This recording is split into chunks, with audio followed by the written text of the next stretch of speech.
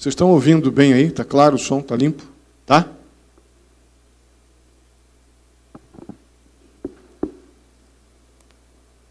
Vamos abrir nossas Bíblias lá então em Mateus 5.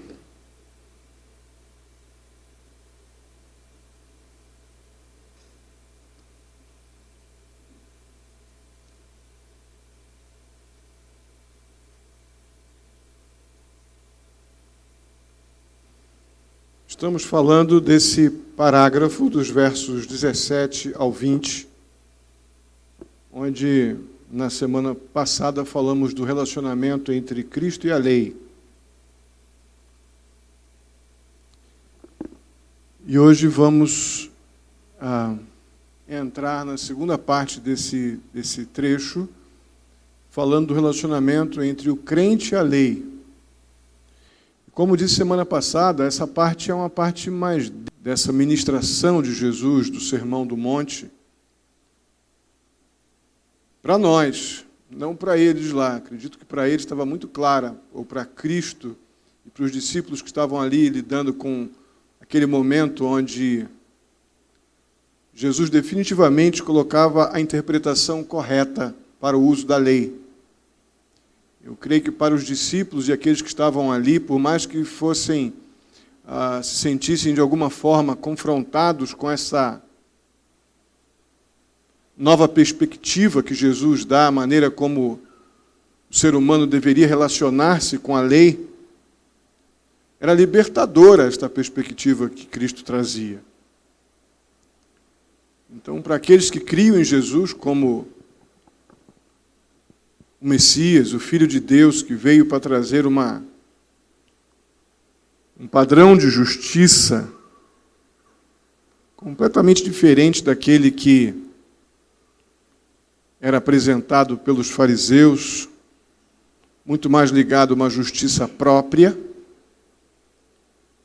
do que propriamente a justiça de Deus, a partir da sua palavra, da sua lei.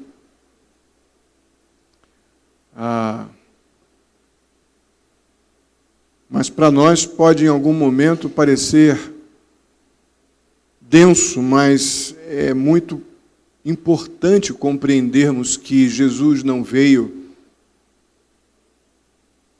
abolir ou minimizar a lei, muito pelo contrário.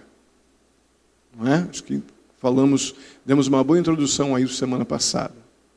Vamos fechar nossos olhos, vamos orar, depois vamos ler os versos 19 e 20.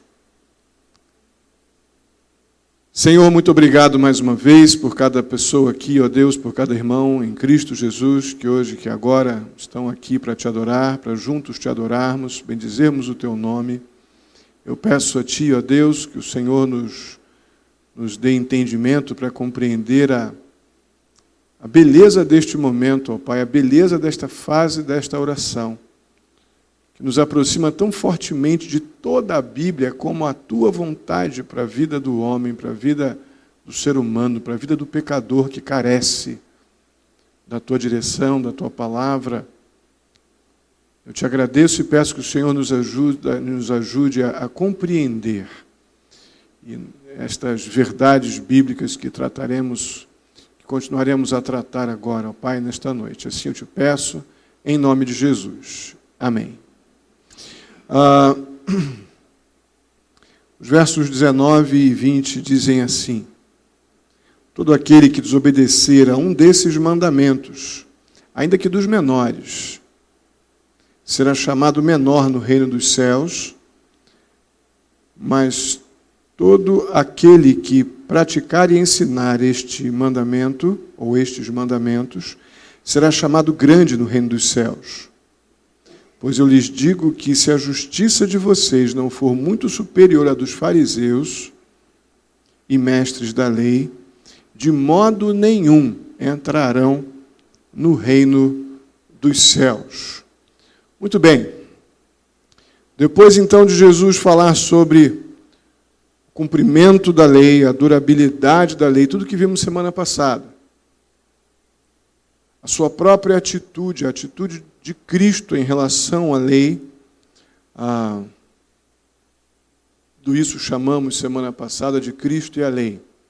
Jesus agora começa a criar uma conexão, criar uma relação fundamental entre a lei de Deus, e vimos semana passada que lei de Deus não se limita aos 5 primeiros livros da Bíblia, mas aqui Jesus está falando literalmente sobre Antigo Testamento. Então agora Jesus vai criar esta relação, este vínculo vital entre lei de Deus e o cidadão do reino de Deus, que nós já vimos que são aqueles que têm aquele caráter descrito na primeira parte aqui do sermão, onde vimos aquelas 9 características indispensáveis ao crente, ao novo nascido. Que uma vez o novo nascido com as características do reino de Deus, o próprio Cristo o chama de bem-aventurado, não o contrário. Só para relembrar, ele não é bem-aventurado para ser aquilo, por ter como característica, como crente no Senhor Jesus, como nova criatura, como nova criação, o crente naturalmente precisa ter aquelas virtudes espirituais que caracterizam a sua cidadania celestial. E por isso, então, o Senhor Jesus os chama de felizes. Porque, como cidadãos do reino dos céus, estão desempenhando uma função muito especial nesta realidade de mundo perdido, onde os crentes têm a responsabilidade de diminuir o processo de degradação. Lembram disso? O papel do sal, o papel da luz, num lugar que não tem luz própria. Então o Senhor envia a sua luz, e a sua luz é vista através de mim, de você, como cidadãos dos céus, exercitando as características do reino do Senhor, felizes na perspectiva, então, do próprio Deus, do próprio Senhor Jesus, salgando um mundo que está se estragando, e o sal tem a capacidade de reter esse processo de degradação ou de apodrecimento. Agora o Senhor Jesus, depois de afirmar que de forma alguma ele veio minimizar ou descumprir a lei, ele vem afirmar agora, criar a relação entre essa lei de Deus que não acabou a sua validade enquanto há universo criado, lembram disso? Falamos semana passada. A lei, enquanto Deus não completar o processo de desfazer céus e terra, a lei está em pleno vigor, a palavra do Senhor. Agora nós precisamos compreender o nosso papel, o nosso relacionamento com a lei, o quanto desta durabilidade da lei, desta demonstração da realidade da lei, diz respeito ao meu papel como crente, como cidadão do reino de Deus, ainda nesta realidade de mundo que vivemos. Uma das características que vimos semana passada, no que diz respeito à obra que Deus espera que nós pratiquemos como cidadãos dos céus neste mundo, é a obediência. A gente fica tão preocupado, com ser bonzinho, com ser caridoso, com ser isso, com ser aquilo. Mas a principal obra que Deus espera de nós como cidadãos dos céus é aquilo que temos em Cristo Jesus, em toda a sua vida pública, toda a sua infância, que foi a obediência ao Pai.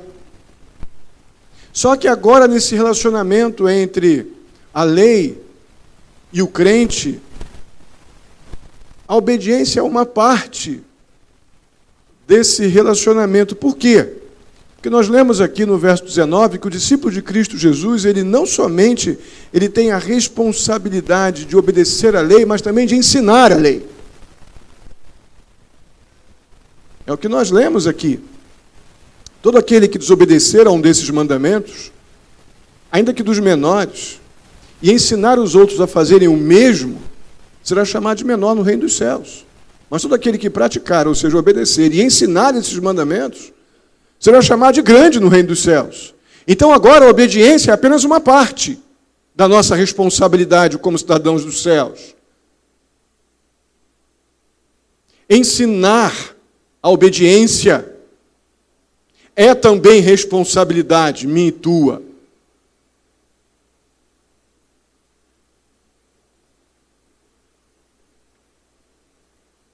O texto nos sugere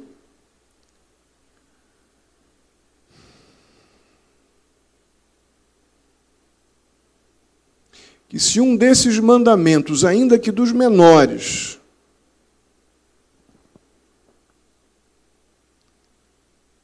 ou que mesmo que um dos menores desses mandamentos, eles não devem ser de forma alguma diminuídos, são de menos importância. Por quê? Porque são mandamentos do Senhor, são ordens de Deus, o Rei. É óbvio que tem mandamentos com pesos diferentes, já falei isso semana passada. Lidamos com mandamentos que diziam respeito a contextos ligados bem especificamente àquela cultura,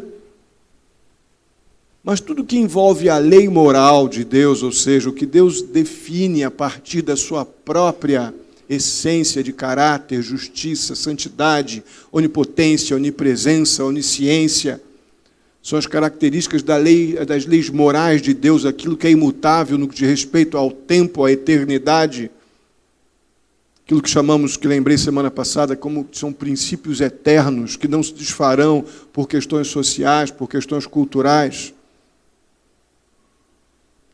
Isso tem que ser preservado. Há um verso aqui em Mateus, no capítulo 23, verso 23, anda um pouquinho aí para frente, capítulo 23, verso 23, que faz uma menção a essa realidade de mandamentos com pesos diferentes.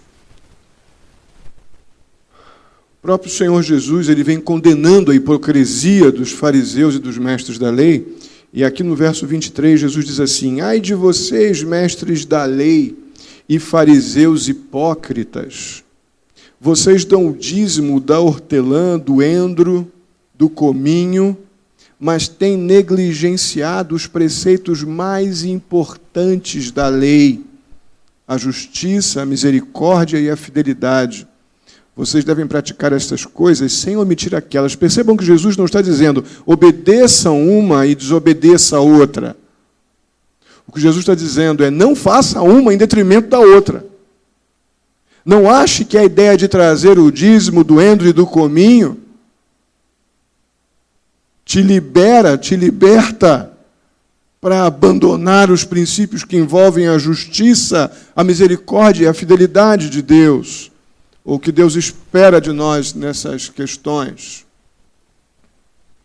Mas o fato é que o próprio Senhor Jesus afirma que há uma realidade de peso entre mandamentos e mandamentos. Só que um não fica em detrimento do outro. Obviamente, mais uma vez, relembro que não estou falando daquilo que é cultural, mas estou falando daquilo que está ligado à lei moral de Deus, como já definimos aqui em outra oportunidade, semana passada e retrasada. Então, ignorar um dos menores mandamentos da lei, quer no aspecto da obediência, quer no aspecto da instrução, da nossa responsabilidade de instruir, é rebaixar-se, é você mesmo se colocar numa posição de menor no reino de Deus. Isso eu falei semana passada, que era algo que a gente lida com muitas falácias sobre isso. Quem é o menor? Quem é o maior? Em que situação? Bom, o texto já deixa explícito, estamos falando de reino dos céus. Onde vai haver uma situação conhecida por nós, biblicamente, onde temos base e argumentos internos, ou seja, bíblicos, para afirmar que vai haver uma situação de maior e menor, no contexto de galardão, que hoje vocês estão bem mais familiarizados depois do estudo que tivemos aos sábados sobre a volta de Cristo. Então, o que temos de evidência interna, ou seja, de base bíblica, para lidar num ambiente onde uns terão mais privilégios e outros terão menos privilégios, é na realidade dos galardões que vão lidar com privilégios espirituais, mas numa realidade de reino dos céus. Então, eu creio que o que está sendo dito aqui é que aquele que negligenciar na obediência ou na instrução do menor, de qualquer aspecto dos mandamentos do Senhor, está se colocando numa posição de perda de privilégio como súdito do rei, como na realidade do convívio com as coisas que estão por vir na realidade de reino de Deus. Já ao contrário, a grandeza, os grandes, os que serão chamados grandes no reino dos céus, eu creio que pertencem. Essa realidade aqui é para aqueles que são fiéis, serão fiéis no cumprir, tanto na obediência, quanto no ensino de toda essa lei moral de Deus. Isso não é pouco não, irmãos. Eu cresci, como eu falei aqui no estudo de sábado, daqueles que estavam aqui, eu cresci com uma é uma banalização tão grande da obra do Espírito na vida do crente, que é um verdadeiro circo que se formou em torno da ação do Espírito. É um verdadeiro circo, um show de horrores. É o Espírito Santo que faz as pessoas pularem feito uns macacos, se grudarem em parede, ficar no escuro, ficar no claro, gritar palavras desconectadas, sem sentido. Algo completamente formalizado para expressar alguma coisa externamente, que não tem nada a ver com o que o Senhor Jesus está dizendo aqui neste trecho. Nada. O fato é que muitos acreditam, e muitos também por falta de instrução bíblica. Uns por não terem recebido a instrução bíblica e outros porque não quiseram ensinar corretamente o que a Bíblia ensina. Alguns, então, afirmam que nós temos o Espírito Santo, em que, então, nós temos que desconsiderar a lei. Lei é da carne. Eu, quando membro de uma igreja neopentecostal, lá no Rio de Janeiro, eu estava no grupo daqueles que diziam que quem ia estudar a palavra de Deus, aqueles que ficavam presos no livro, na Bíblia e em livros, eram carnais porque estavam presos na letra. Já ouviram isso? Essa distorção do texto bíblico? Isso é uma grande ignorância que eu fazia, porque eu fui ensinado assim, e naquela época não fui buscar o que a Bíblia ensinava a respeito disso. O fato de termos o Espírito de Deus, de forma alguma, descredencia a lei. Por quê? Porque o Espírito de Deus, ele faz em nossos corações. O que ele faz? Ele exatamente escreve a lei de Deus nos nossos corações. O Espírito Santo de Deus, uma das grandes obras do Espírito de Deus, é escrever a lei de Deus em nossos corações. Ezequiel 36, 27 diz assim: porei dentro em vós o meu espírito, e farei que andeis nos meus estatutos, e guardareis os meus estatutos, e observareis os meus estatutos.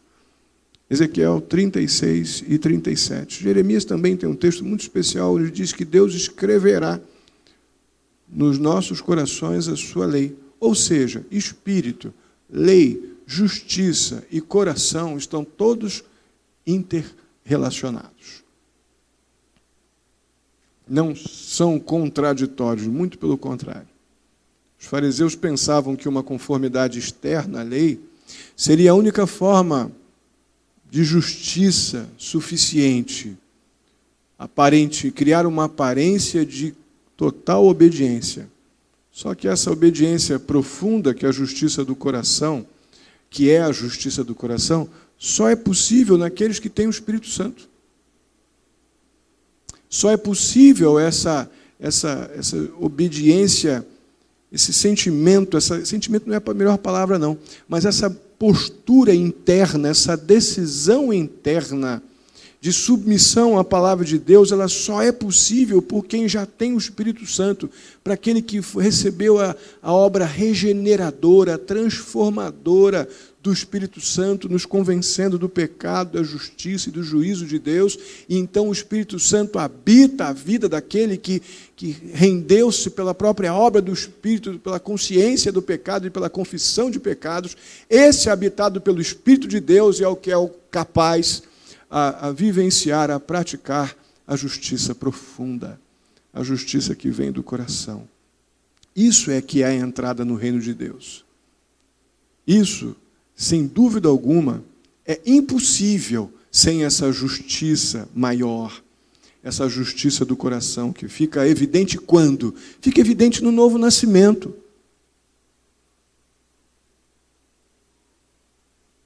Essa mente, esse coração conformados à justiça de Deus, que é a sua palavra, os seus mandamentos, isso só passa a existir a partir da obra do Espírito Santo de Deus na nossa vida.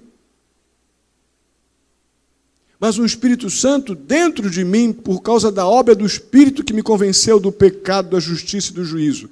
Não a obra de um Espírito que fica apenas na minha boca para ser usado como a ferramenta de manobra para justificar a minha aparência religiosa ou espiritualizada. Mas um Espírito Santo que me afetou por dentro de uma tal forma que ele me conforma a uma justiça moral, uma justiça que vem do Senhor, uma justiça profunda que vem do coração, que não aconteceria antes da obra do Espírito na minha vida. Há necessidade de novo nascimento para isso. E ninguém entra no reino do Senhor sem ter nascido de novo. João capítulo 3, versos 3 a 5, nos afirma isso.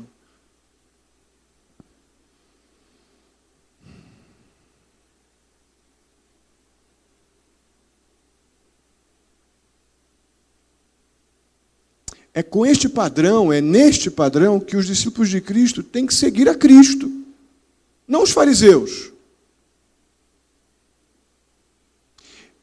E agora vem um momento final aqui do nosso trabalho de hoje, que me confrontou bastante, porque é uma realidade dos nossos dias. Os discípulos de Cristo seguem a Cristo, o modelo de Cristo, o padrão de Cristo, não o padrão dos fariseus. Irmãos, os fariseus diziam que temiam a Deus. Os fariseus não negavam nem a existência de Cristo. Eles não se conformavam ao padrão de justiça profundo, justiça do coração. Eles estavam totalmente satisfeitos e conformados com aquele padrão de justiça que os mantinham num status espiritual, de poderosos espiritualmente falando. Porém, a palavra de Deus, os mandamentos do Senhor, a lei do Senhor não tinha transformado internamente. Mas eles estavam satisfeitos com a religiosidade formal que eles demonstravam publicamente. Que coisa aterrorizante o fato de nós lidarmos com isto aqui hoje, no século 21. Eu estou falando aqui de situações que ocorreram no primeiro século. Então o pecado só muda o endereço. Porque o problema basicamente é o mesmo. Nós não temos liberdade de forma alguma de tentar rebaixar os padrões da lei de Deus para torná-la mais fácil para nós a obedecermos. Não temos direitos de minimizar os padrões estabelecidos por Deus nas Escrituras para satisfazer as nossas conveniências e torná-los mais fáceis para mim. É aqui que o Senhor Jesus diz, a justiça do crente tem que exceder em muito a dos fariseus e dos escribas. Que estamos lidando com o padrão de Deus e não o padrão de uma sociedade qualquer decaída, afetada pelo pecado. A questão, irmãos, é que os defensores dos nossos dias, agora estou falando do século 21, os defensores que não são poucos de uma nova moralidade. Estão comigo nessa afirmação aqui? Ó? O que é uma nova moralidade? Relacionamento homoafetivo, uma aceitação irrestrita de divórcio e recasamento. Irrestrita. Estou falando de igreja evangélica, não estou falando de ninguém fora do mundo, não. Mas há um padrão novo de moralidade, de ética situacional, que está aqui, ó, batendo nas nossas portas de uma forma violenta. De líderes evangélicos homossexuais. Está aqui, está nas nossas barbas. E muitas lideranças evangélicas já têm cedido a esses padrões. Tem muitos defensores dessa nova moralidade ou dessa ética situacional, circunstancial, tentando fazer exatamente o que os fariseus faziam. Eles não negam a Bíblia, mas diminuem os mandamentos do Senhor, minimizam as implicações para colocá-los numa proporção onde dá para todo mundo conviver, dando beijo e abraço, e ninguém se arranha com ninguém e com nada. Não é isso que nós estamos vendo, irmãos?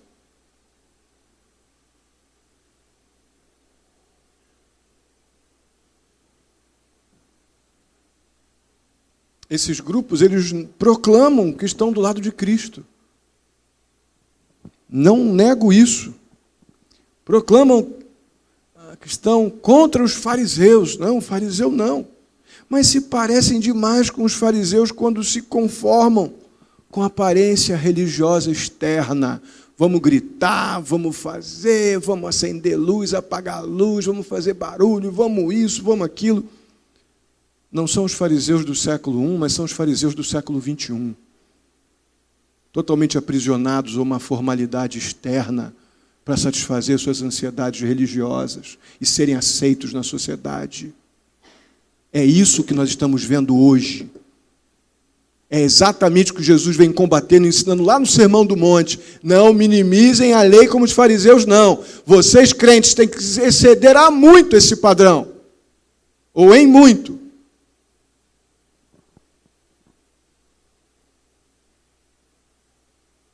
O fato é que Jesus discordou, confrontou e ensinou um padrão de relacionamento com Ele mesmo, completamente diferente dos padrões estabelecidos pelos fariseus, pelos escribas.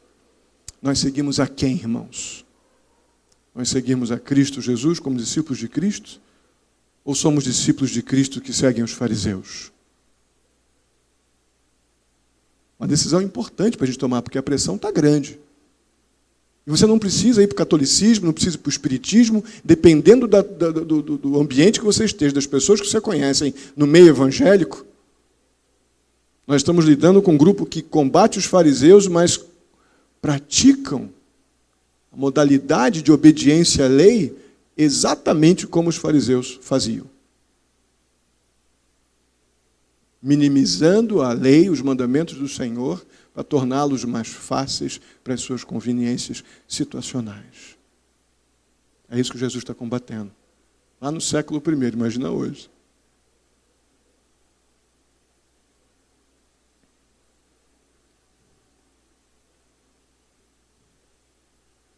Eu acredito que da forma mais objetiva, com os termos mais fortes possíveis, Jesus afirmou categoricamente: eu não vim abolir a lei, eu vim completá-la, eu vim cumpri-la, eu vim dar toda a autoridade à lei, exatamente porque ela é a palavra de Deus. E ela não mudará até que céus e terra se desfaçam, até que tudo não exista mais e estivermos para sempre com o próprio Deus em seu reino, a lei prevalecerá e ela não passará.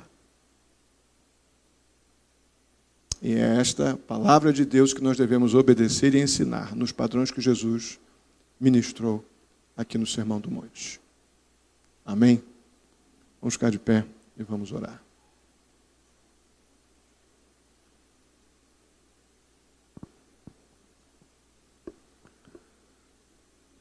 Santo e amado Deus, muito obrigado, ó Pai, mais uma vez, por podermos nos aproximar daquele momento onde o Senhor ensinava no monte. Nos aproximar como discípulos, sentados aos teus pés, querendo ouvir do Senhor e aprender do Senhor os padrões do teu reino. Como cidadãos dos céus, ó Pai, ajuda-nos a sermos discípulos do Senhor Jesus, naquilo que o Senhor ensina quanto à obediência e à instrução da Tua palavra, da Tua lei. E que fujamos, em nome de Jesus, da aparência dos fariseus, com seus hábitos, com seus formalismos mais descomprometidos de coração. Ó Deus, livra-nos desta terrível armadilha dos nossos dias. Que possamos, ó Deus, estar completamente comprometidos com o Senhor. Assim eu te peço, pela vida de cada um, no nome santo de Jesus. Amém. Vamos orar, irmãos.